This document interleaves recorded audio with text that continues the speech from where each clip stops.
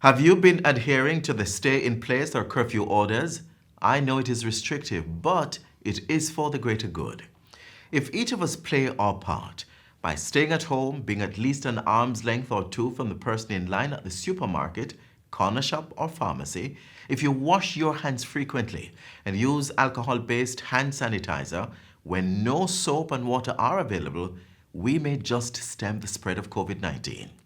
And don't forget, if your community has been quarantined, do the right thing. Stay indoors, limit contact with your neighbors, families, and friends, and contact the Ministry of Health and Wellness if you are experiencing flu-like symptoms. We are in this together. Let's win our fight against COVID-19. Your Jamaica Magazine program continues after this short break, so stay with us.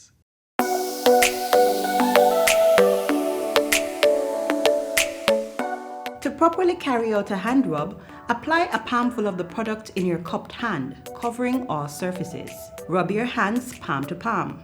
Rub your right palm over the back of your left hand with interlaced fingers and vice versa. Rub your hands palm to palm with fingers interlaced. Rub the back of your fingers to opposing palms with fingers interlocked. Rotationally rub backwards and forwards the clasped fingers of your right hand in your left palm and vice versa. Once your hands are dry, they are now safe.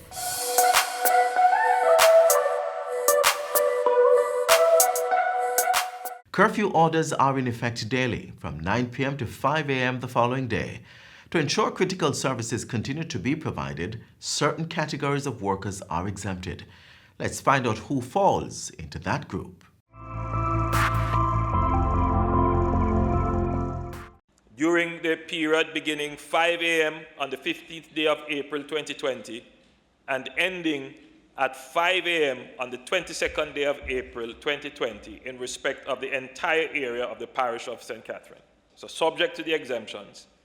During the period specified for the lockdown, each person who is in the parish of St. Catherine shall remain at an abode or place of residence, which includes the yard, as we call it in Jamaica, your premises, in St. Catherine, except as follows. A, for the purpose of food, medicine, or the essentials of life, the person may travel to the closest practicable location within the parish where the food, medicine, or other essentials of life can be obtained, and then immediately return to the abode or place of residence. This epidemic it's not just the health component of the epidemic, the health aspect of the epidemic that is a challenge, but the economy has taken a very serious blow. And we do not want to put in place measures that are going to make it even worse for people. Mr. Speaker, we hear the complaints of the people operating the bars. We hear the complaints of the persons whose custom has cut in half because people are not traveling as much, purchasing as moving around. We hear and we understand. What is at play, Mr. Speaker? The first thing is, if we do not manage the health aspect of the epidemic in the early stages very well, if we don't contain it in the early stages, then when it reaches to community spread, it is likely to peak in an exponential way that is over and above our capacity to manage. And that in itself, Mr. Speaker, is when the economy will be forced to close. Right now, we are doing it gradually as we assess. But if we weren't managing it, then there wouldn't be any argument. There wouldn't be any room for saying, well, close partially or don't close at all. Because at that stage, the only way to control it would be to shut down the country.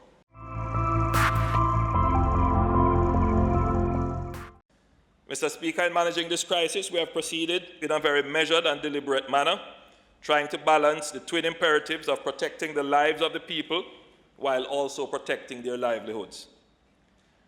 We have been at pains to promote safety protocols such as hand washing, sanitizing, social distancing, wearing masks, etc. And generally speaking, the Jamaican people have done their best to observe these protocols, which is why we have been relatively successful in controlling the spread. We cannot tolerate non-compliance by a few, resulting in the undoing of efforts of the majority of well-thinking Jamaicans. Mr. Speaker, as a result of these developments, we have moved into a different phase of our management of this crisis.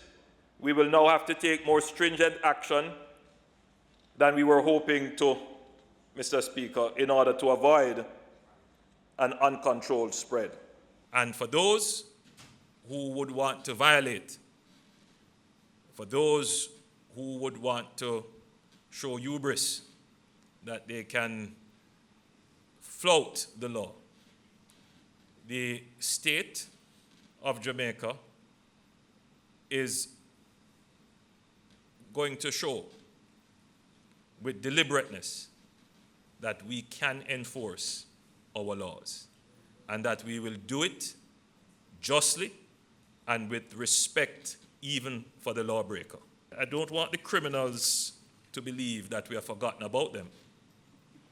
The truth is that we are still monitoring criminal activity very closely, and having to take on the administration and enforcement of these stay-at-home orders, it does stretch the resources of the police, which is why we have to be very careful how we put these orders in place.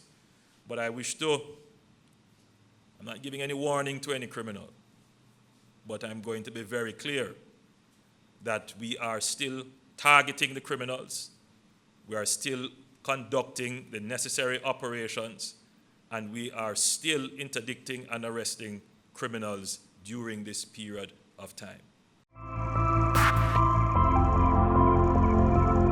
The National Solid Waste Management Authority, NSWMA, wishes to advise the public that the Mandela Park in St. Andrew is closed. This is in adherence with government's restrictions on gatherings in public spaces. The halfway tree-based park will be closed until further notice. The NSWMA will continue to closely monitor the announcements of the Ministry of Health and Wellness to make decisions in the best interest of the citizens of Jamaica.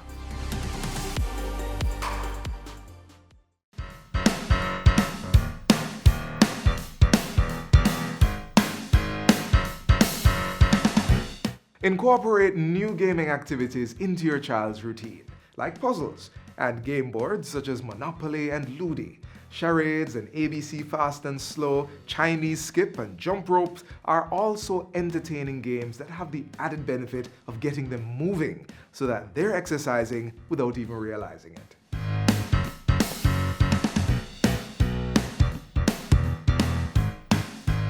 This works better for younger children.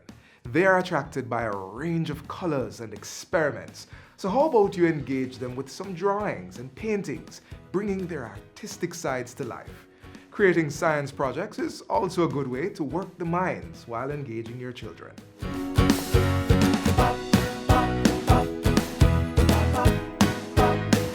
Music is perfect to get the young ones up and engaged. Plus, there are many studies suggesting that learning music helps children with their academics. Some musical games to explore include karaoke, musical chairs, and musical trivia. This is also a good way to teach them about their rich musical heritage.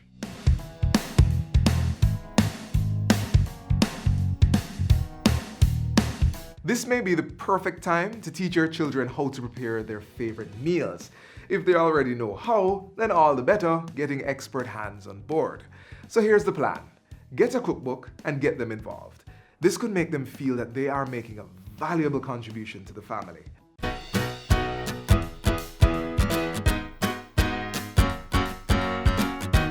As a parent, you'd already know the value in exercise and working out, So how about encouraging your children to create a workout routine, do some yoga or dance routine, and keep them moving?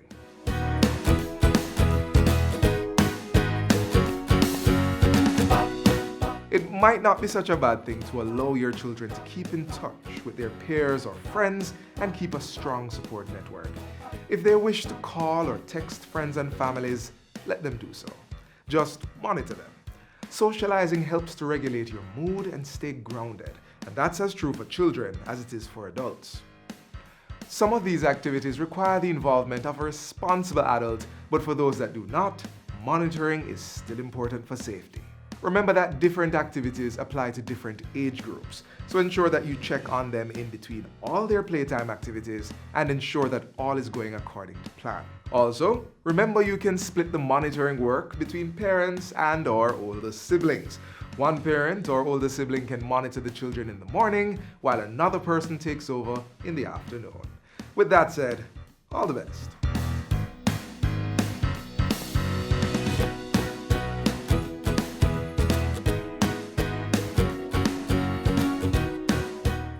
Coronavirus cannot move around by itself. If we control our movement, we can control its spread. If you do not have urgent matters to attend to, stay at home. Residents in all communities now mandated to stay at home. This next feature is specifically for you.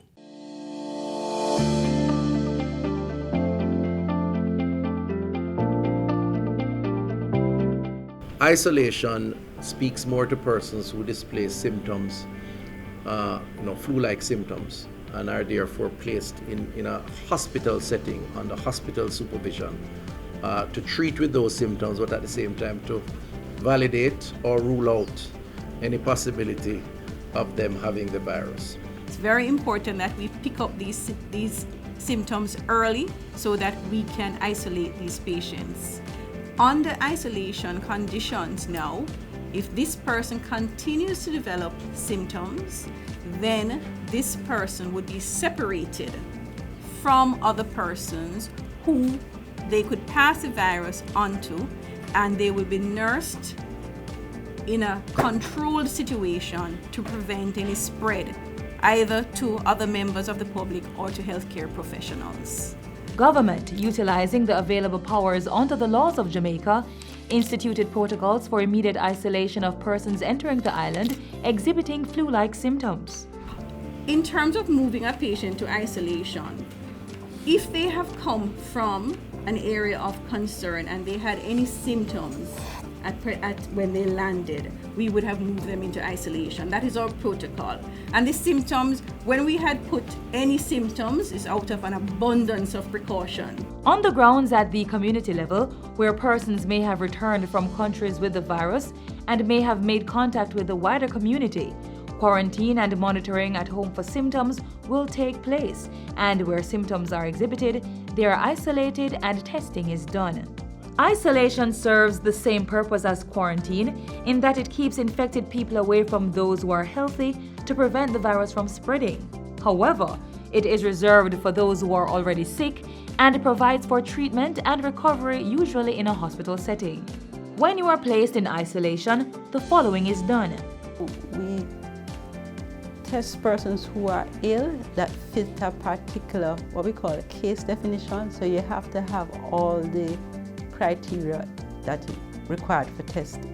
If you meet that, then you are tested. And the test is done at the National Influenza Center. It's what we call a respiratory sample. So the mucus that we'll get from the lining is what is taken and then sent to the National Influenza Center, and is what it called a PCR test is done on it. In isolation, what we have now is definitely a more restricted conditions. So we would have a room that is essentially sealed off from the rest of the hospital facility or whatever facility it is in. Okay? Persons who enter into that bubble have to be completely protected. Okay, so they protect themselves by wearing mask. They may wear a cap to cover the hair. They may wear face shield. They may wear gowns. It all depends on what kind of symptoms the person is having. For example, if you have somebody that is coughing a lot and there's a lot of droplets, then you are going to take more precautions, okay? So the persons that are entering into that room to interact with the patient have to make sure that they're fully protected. So they usually don those personal protective equipment on going in, and then on coming out, they remove all of those things and discard them.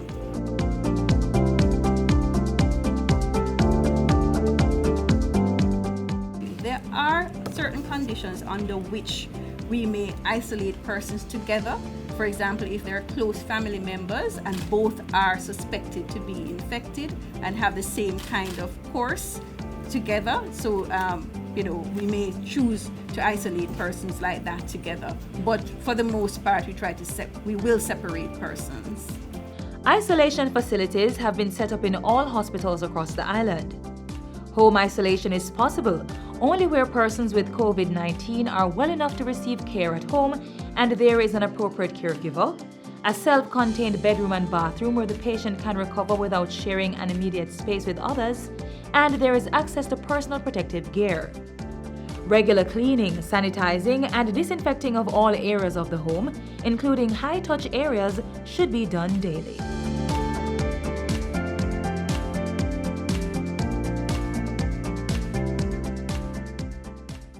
If you have a cough, sneeze, sniffle, fever, flu-like symptoms, or any respiratory illness, by order under the Disaster Risk Management Act, stay at home.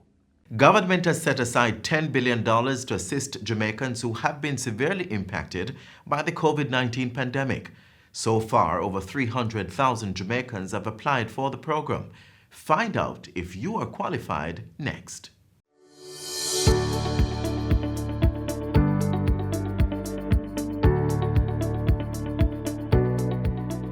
The government's care program launched on Thursday, the 9th of April, and by midnight at the end of the 9th of April, we had over 120,000 applications. I'm just going to use round numbers for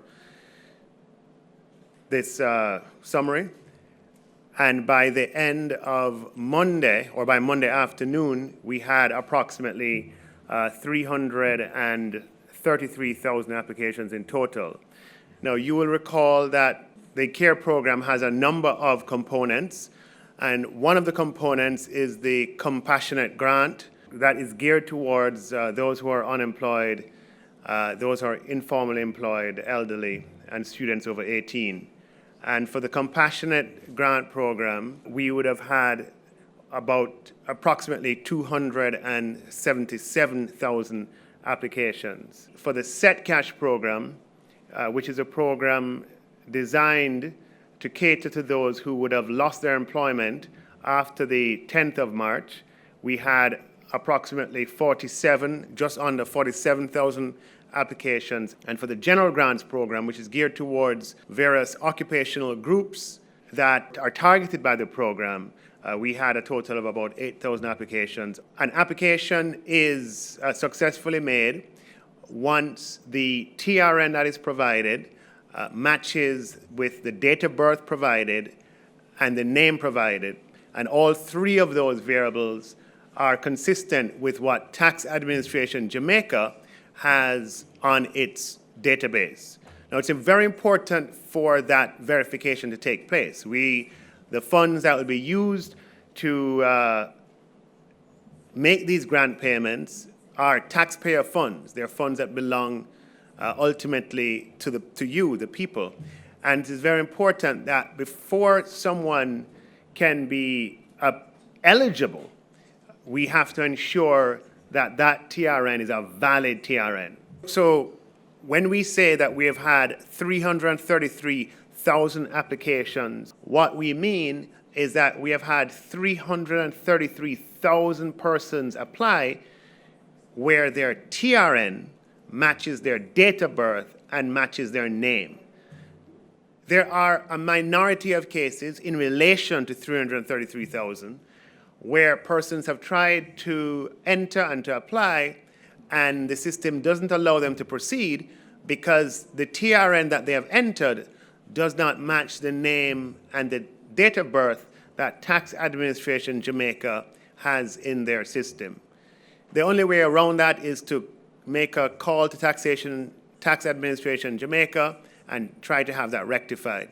A confirmation number is issued for all of the components of the CARE program, and that is sent by text to the mobile number that is provided or by email to the email address that is provided. That reference number or confirmation number is a very important number and should be retained by applicants because it can be used to track the progress of applications through the website or for claiming the benefit if the benefit is to be claimed at a remittance outlet. Once eligibility is established and verification is completed, payment will be remitted to the remittance company, and to collect that payment, the applicant will have to provide to the remittance company a photo identification in the name of the applicant. They will need to be able to recall their TRN, and they will also have to provide the reference number that is sent electronically on confirmation of receipt of their application. With respect to the Set Cash grant, the Set Cash grant is for any person who lost their employment after the 10th of March, provided that that can be verified. The verification process will require the employers in those sectors to upload electronically a P45 form that verifies the persons who have been laid off, and that is very, very important. With respect to the general grants, the application is accepted once the TRN and the date of birth and the name are consistent with what Taxation Jamaica or Tax Administration Jamaica has on its database, and payment would be facilitated or made once the applicant's TRN is among the TRNs provided by the particular regulatory or registration authority that evidences that that person actually is in the occupation that they have applied in. The CARE application is an independent process, and then we'll have an independent database provided by Tourism Product Development Company, and there'll be a check between the TRNs in the application and the TRNs listed in the registrations, and those for which there's a match, that verification will have been confirmed and a recommendation for payment made. The same is true of taxi PPV licensees. The Transport Authority will be providing the database against which verification will be made, and that will precede recommendations for payment. The same is true for the occupational groups for which parish councils are the licensees. The parish council will be providing the list of TRNs for persons who occupy the occupations of barbers and hairdressers and market vendors and many other occupation groups that are specified on the website and in the brochure. And once those lists are provided, again, there will be a cross-reference between the applications for the general grant and the TRN that appears on those lists provided by the parish council. And once there is a match, again, then the recommendation for payment will be made.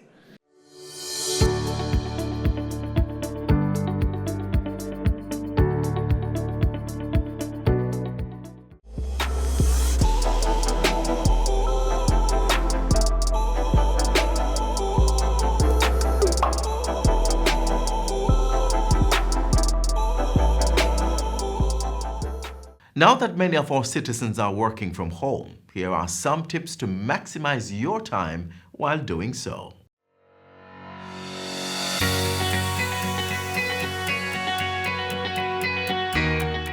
There are many among us that have long mastered the concept of working from home. But for the majority, businesses and individuals alike, it's a new foreign concept. In that mix are persons whose means of earning simply does not translate to a homework environment, or so it may seem. Let's explore some options. First, if you are socially engaging and have a passion for anything, consider creating content for online. YouTube is a great platform for this. To get started, all you need is a device that can record video. A phone with a decent camera would suffice, and a subject that you're knowledgeable and passionate about. Create your own YouTube page and begin to upload. Over time, as you build an audience, you can begin to earn from ads placed on YouTube, as well as sponsorships that come directly to you. For those whose places of employment have directed them to take their work tasks home, the important thing is to ensure you remain productive. Unlike the 9-to-5 routine of the physical work environment, your home is likely to come with a lot of distractions as you try to navigate around other family members and the fact you don't have a boss physically there to check in on you. It will be important to formulate a routine that will allow you to complete the work that is required of you. Try creating a things to do list and put a timestamp on it. For example, between 9 a.m. and noon is when you will complete that report your manager has asked for. This will work more effectively if it's shared with family members, not the details, but the timelines, so they know when not to disturb you. Depending on the type of business, working from home could require access to the company's network or the transfer of data. And this brings me to my third and final point. Companies will need to put infrastructures in place to ensure their employees can access all the information and resources needed to maintain productivity in the home spaces. This may involve providing laptops with required software for connectivity. Employers will also need to institute an accountability system to check in with workers to ensure they are actually performing. We are trying to put in place the measures, bearing in mind that it is not the intention of the government to shut down the economy. What we are trying to do is to institute the measures that we believe will inure to greater practice of social distancing, which is what is now being recommended as the most effective way of controlling the spread of COVID-19.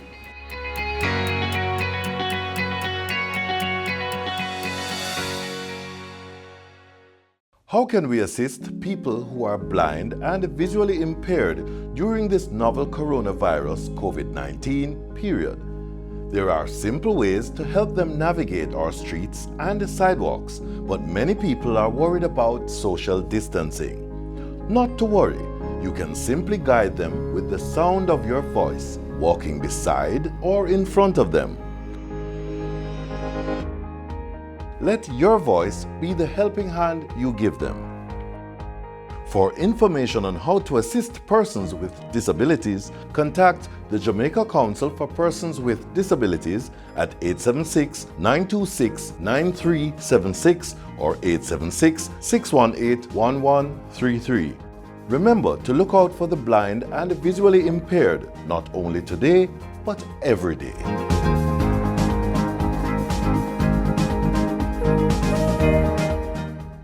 And that's how we close out this edition of Jamaica Magazine for today. Be sure to keep in touch as we maintain our social distance. Join us on all popular social media platforms, our website or our YouTube channel. You may also download our mobile app that's Android and iOS compatible. On behalf of all of us here at the JIS, I'm Adrian Atkinson. Thanks for watching.